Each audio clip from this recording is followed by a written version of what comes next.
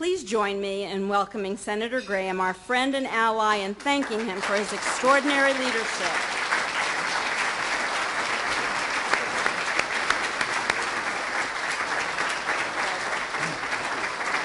Thank you all.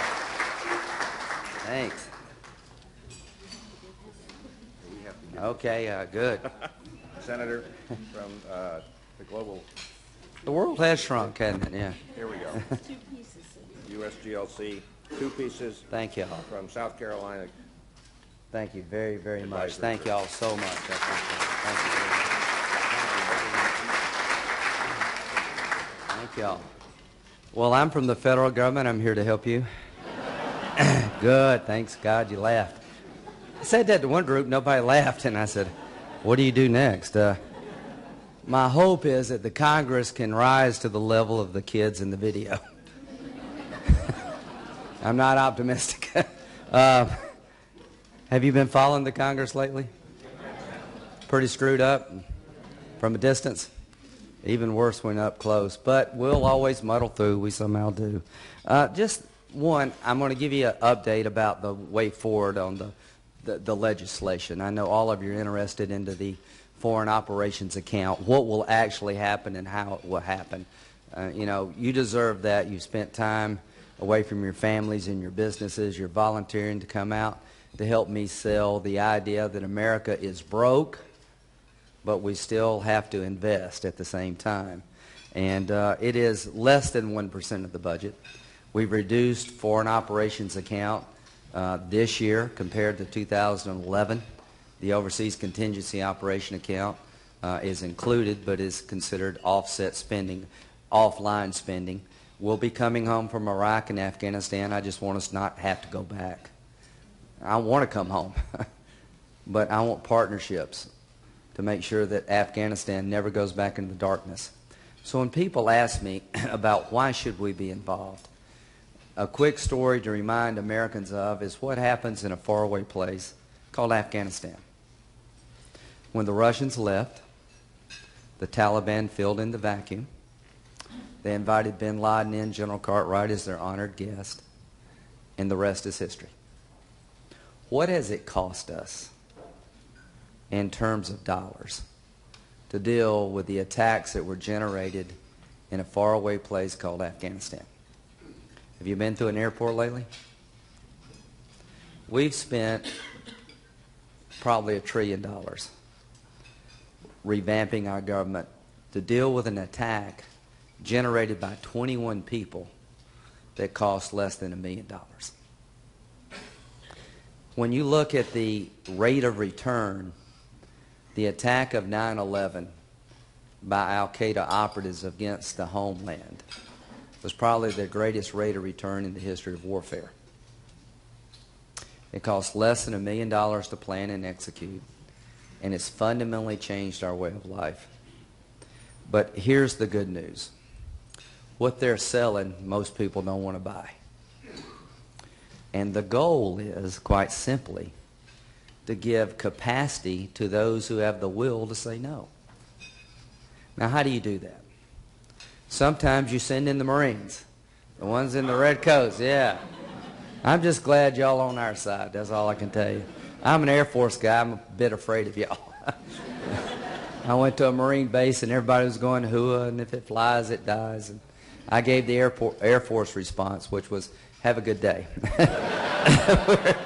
We're the gentler service. But we've been a state of undeclared war for a decade now.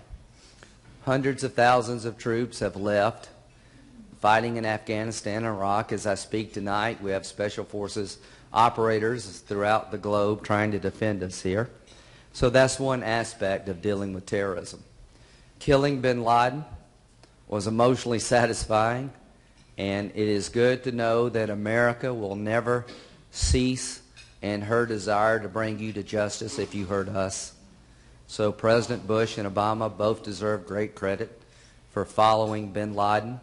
And I think it is a great message to send to terrorists that there's no passage of time or any place on the planet that will give you immunity from justice.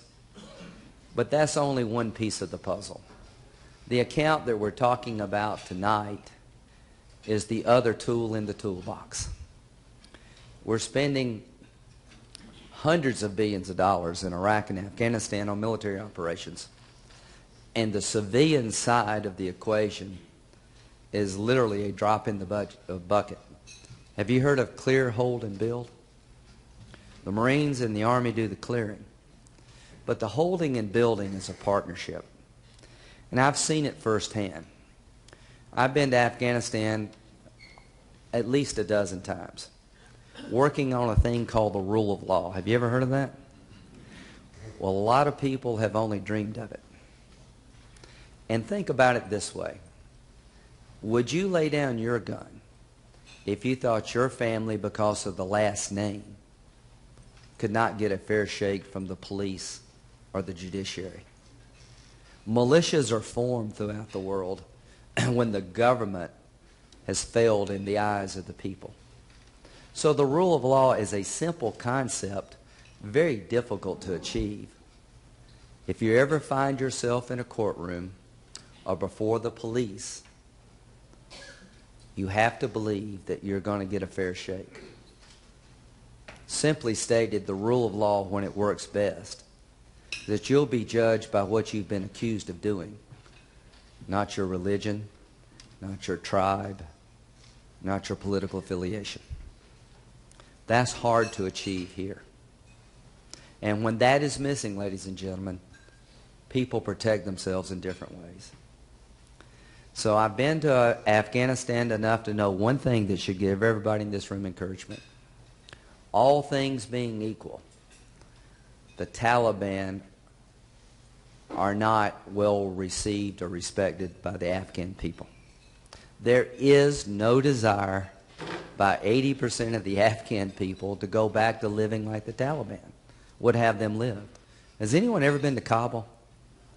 It's like going to Myrtle Beach.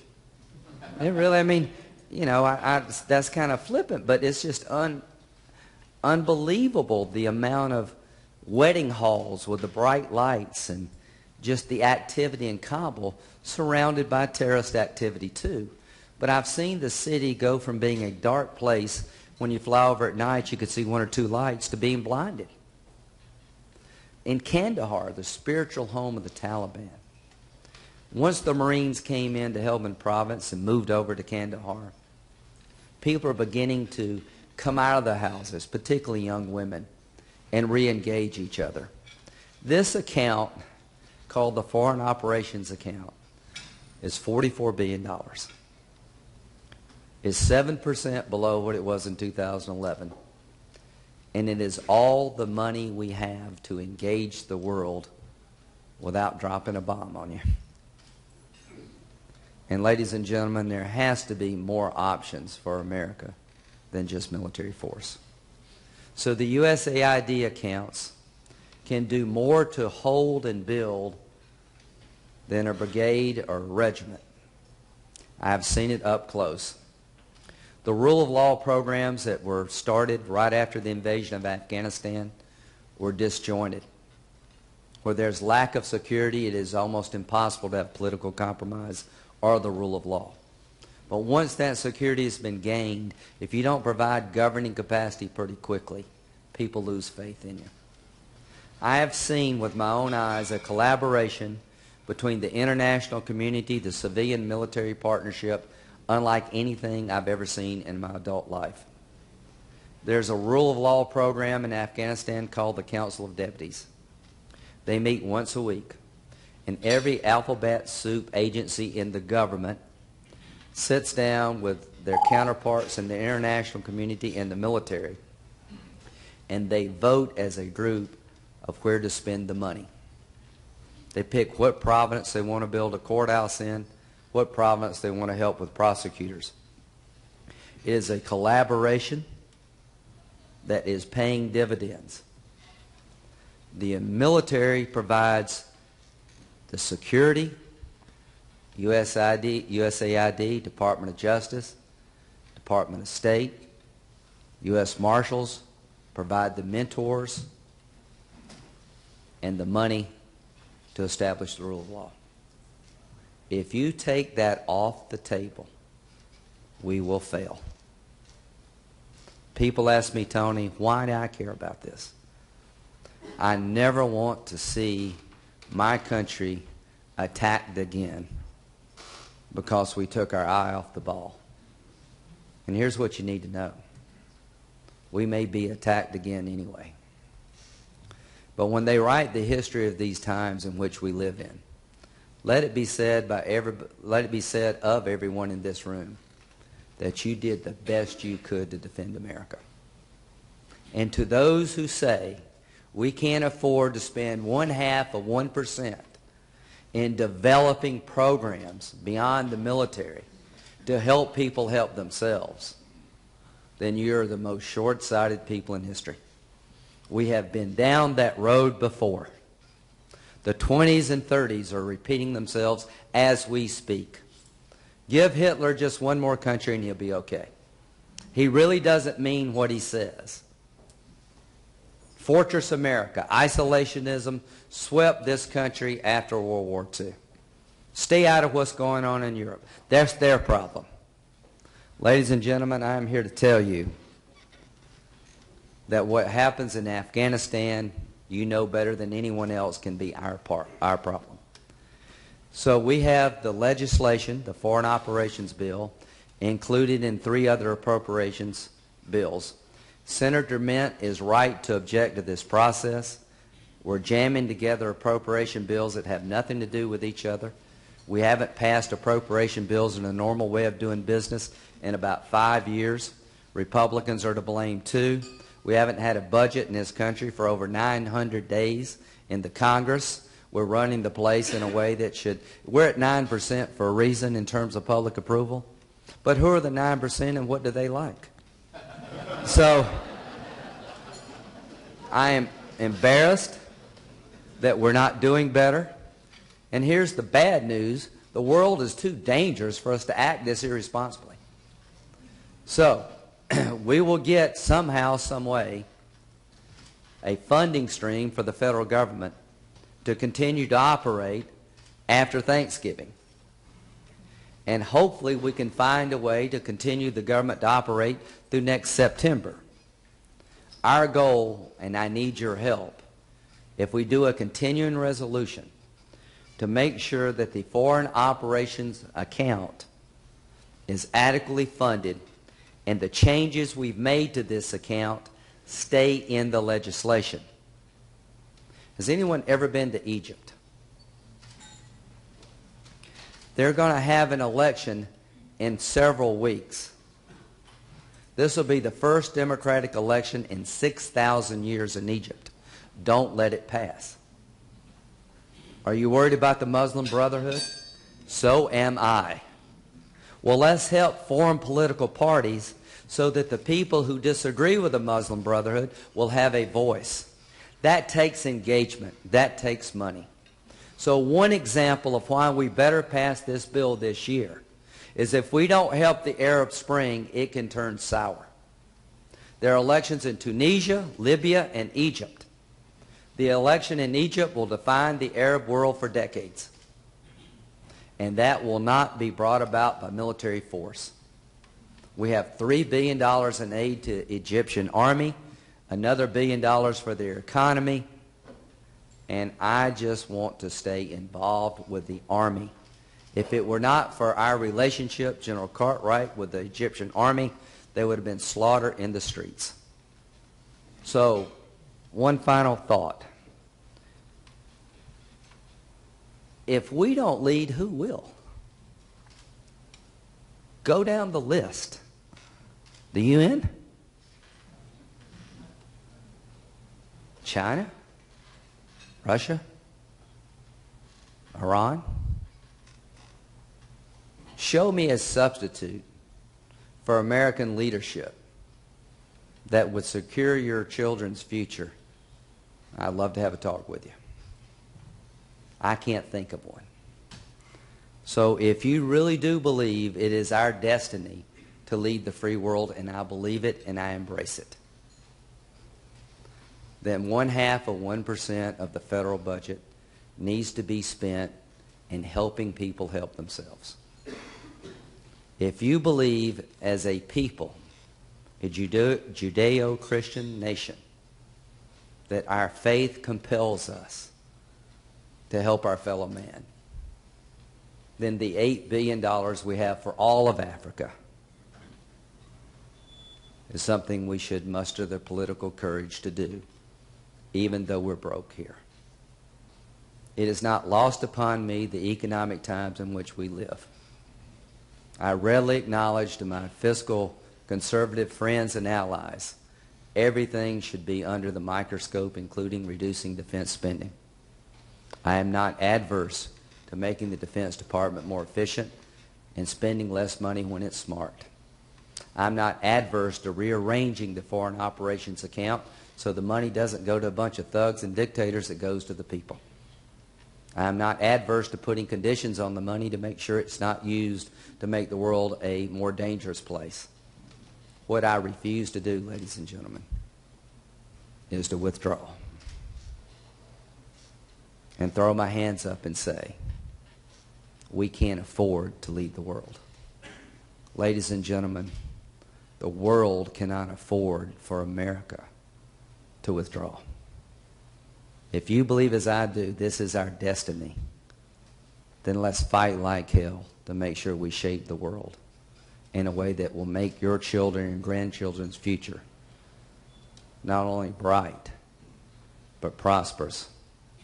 And I'm here to tell you there are young men and young women of the same age of kids in that video who look to us and think we're the good guys.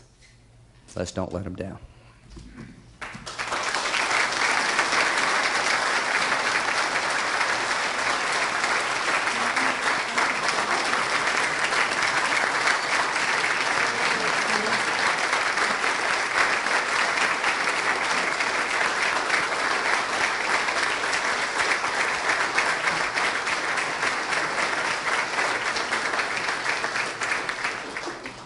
Senator Graham, we thank you, and we're honored to have heard your words of wisdom and know that we must remain in the world and as leaders, and we thank you for your leadership. And the senator has agreed, thank you, to take a few questions. Now, I don't want to hold up your panel. I have to go back to Seneca tonight. I apologize, but I'll be glad to take a couple questions if you got them right quickly. Yes, sir. Thanks, Senator. I've always, it's sort of a philosophical question, but how in a representative democracy do we come up with a policy that's consistent from administration to administration? Well, consistency is what's the phrase? Sign of a small mind. You know, I'm not looking for consistency. I'm looking for smart power over a span of time. How many people believe that the Iranians are trying to develop a nuclear weapon? Let it be said that everybody in the room raised their hands. How many people believe that would change the world as we know it? Not in a good way? Africa is very much at risk, my friend. We're going. And I know the enemy is moving to northern Africa, and they're migrating. I want to say to President Obama, you've done a very good job with counterterrorism. The Predator drone attacks have worked in disrupting Al-Qaeda's network. But I am trying to make the case in a bipartisan fashion that for the rest of this century, we're going to have a partnership between us and the world, but between our military and civilian programs to deliver change that will make us safe. So every 4 years we elect a president, and sometimes people get reelected, sometimes they don't. But we go from one extreme to the other, I think. The Bush administration, when it came to terrorism, basically said, we're going to throw you in Gitmo, good luck, we'll see you later. This administration has been trying to criminalize the war. I just give you an example of how wild changes in policy can affect outcomes. Here's what I think we should do. We should try to find a way to unite around fighting terrorism the same way we found a way to unite around winning the Cold War. every administration, Republican or Democrat, from the end of World War II until the fall of the wall, had a common view from President Kennedy to Ronald Reagan that this is a threat to the world and our way of life, and we're going to stand against it. Here's the problem. You asked a great question. When I asked the question, how many people believe we're at war, about half will raise their hand. When I asked the question, was the attacks of 9/11 a crime or an act of war, we'll get about 50-50. The problem we have as a nation is we don't see this enemy the same way we saw the Cold War enemy, the Germans or the Japanese. This is a hard concept to get your hands around. And there is no capital to conquer. There's no Navy to sink or Air Force to shoot down. We're fighting an idea. We're fighting an ideology. So here's what I would like to see happen in my political lifetime. And if I do the strong thing, that could be a long time. I doubt if I'm probably genetically term limited. But you put your finger on the problem. I believe we have to do two things in a bipartisan fashion.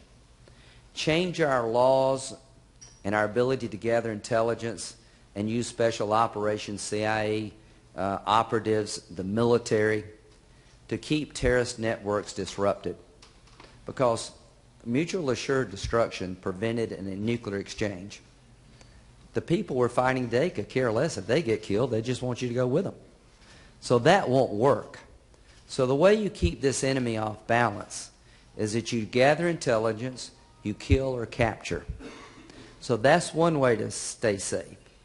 But here's the really hard part, and here's where we break apart. When you say nation building to conservatives, everybody wants to run out of the room. Call it what you would like. Here's Lindsey Graham's view. There should be a bipartisan agreement around protecting our nation by fighting terrorism smartly on the military covert side. But there should also be a bipartisan understanding of providing will to capacity to fight these guys in their own backyard. In Egypt, it could be helping an election. In Yemen, it could be drone attacks. In Libya, it could be getting the oil refineries up and running. In Palestine, it could be insisting that Hamas not be part of the government. So the goal that I have and the vision I'm trying to sell in a bipartisan fashion is that you got to do more than kill terrorists. Where you find the will to reject extremism, you have to provide it capacity. And if you take this 0.5% out of the toolbox, we will fail. We're not going to send 100,000 troops into Yemen. And we're not going to send 100,000 troops into Africa. And we're not going to invade Egypt. So to answer your question, sir, we do not have the unity in the war on terror, if you think that's the correct phrase, as we had in the Cold War and World War II. And if we don't find it soon, we're going to pay a price. And the last thought is Iran getting a nuclear weapon part of the war on terror, or is it something else? I would argue it is the continuation of the same thing. Radical people with a hostile view toward women, all things different, trying to acquire deadly force. We must fight that. Good question. Thank you, sir. One more question. Senator Graham, this is more of a broader global question, and it's kind of a devil's advocate. But my question is about unilateralism and multilateralism. And we are right now the only superpower left on the globe. It's costing us about $700 billion a year to maintain that status. And we currently, just 2 days ago, passed the $15 trillion sovereign debt point. And so my question is to you is, don't we need to consider some more considerable discount or adjustment of the defense budget? Yes, sir. And secondly, do you think that lateralism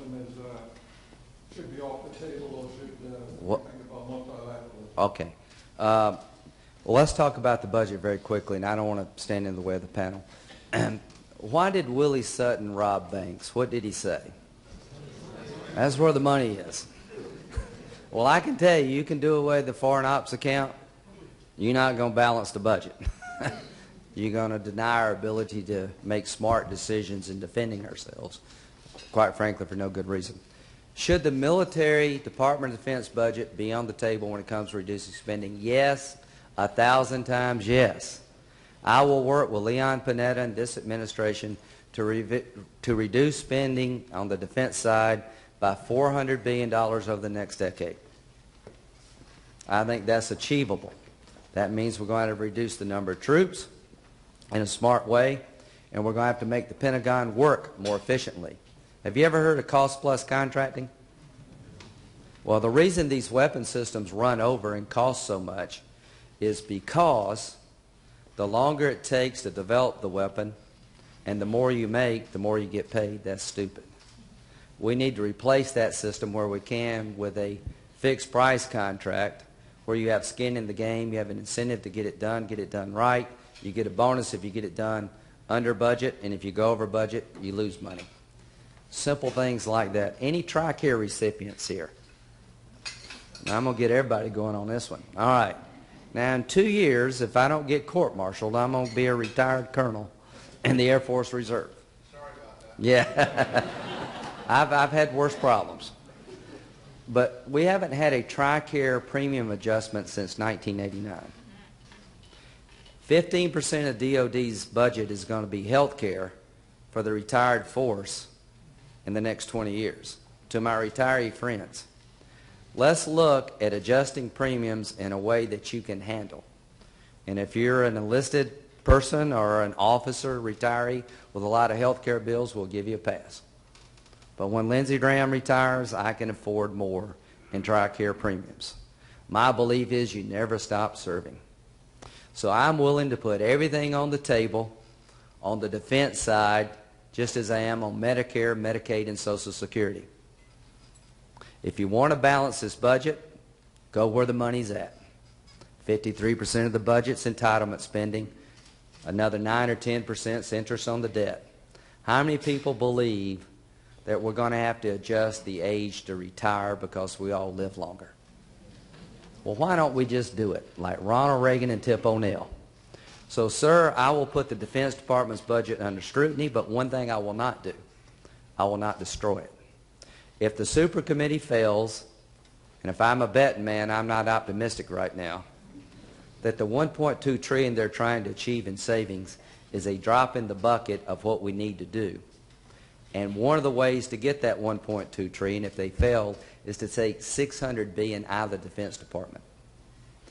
I'm willing to do 400 over 10, but I will not do 600 on top of that, because Leon Panetta said if you did $1 trillion over 10 years, you would take the finest military known to the world and destroy it. You would be shooting yourself in the head. Sir, I will not do that.